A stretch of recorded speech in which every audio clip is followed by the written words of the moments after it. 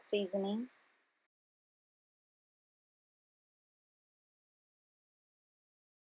Then added lemon juice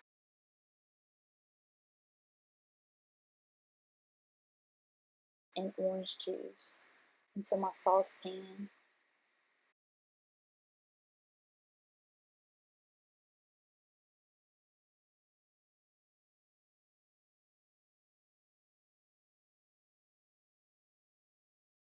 And now we're adding brown sugar.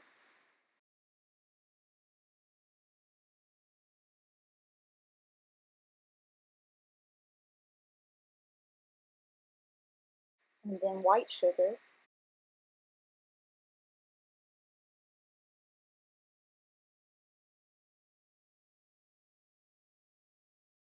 If you have a blender, it's best to blend it first in the blender, but if not, just stir harder in the sauce.